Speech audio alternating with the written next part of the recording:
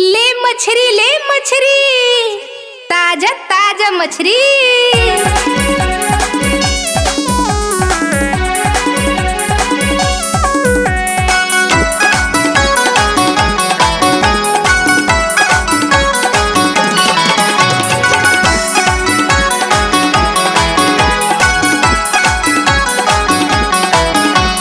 खोल के देखाना चोरी के उठिन तोरे टुकना के भीतरे मका मछली है।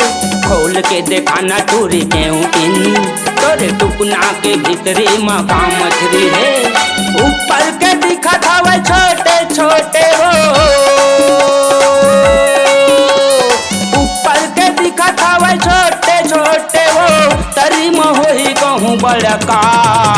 खोल के देखा दे टूरी, खोल के देखा दे, खोल के देखा दे टूरी के उठिन तोरे टुकना के भीतरे मका मछली है। खोल के देखा दे टूरी के उठिन तोरे टुकना के भीतरे मका मछली है।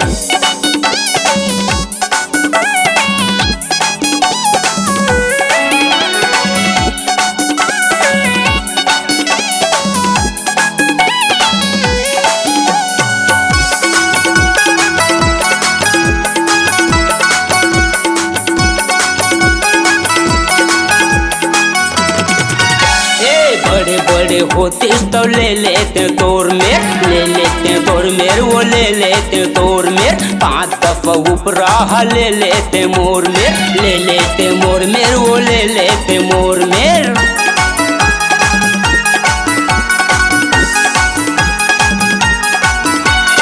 बड़े बड़े होते तो ले लेते तोर में, ले लेते तोर मेर, वो ले लेते तोर में।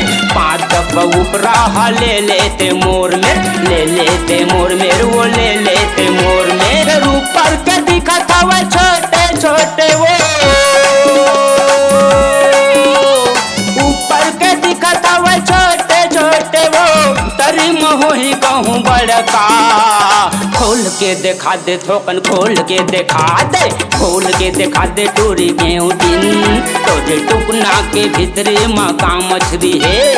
खोल के देखा दे टूरी के उठिन तोरे टुकना के भीतरे मका मछली है।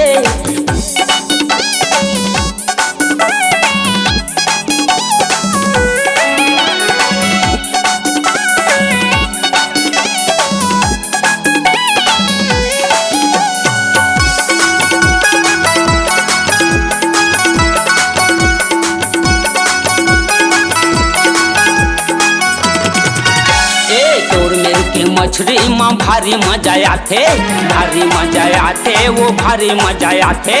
काबुआ का अधी वो बोतल पियाते, काबुआ का अधी वो बोतल पियाते।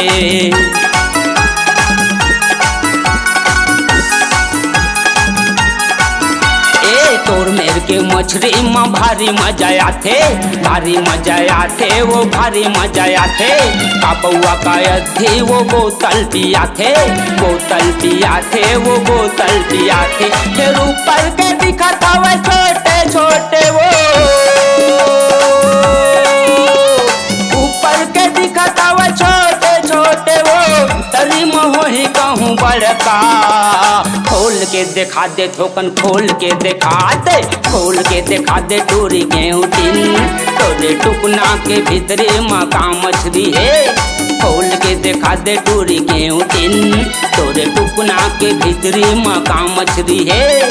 खोल के देखा दे टूरी के उठिन तोरे टुकना के भीतरे मका मछली है।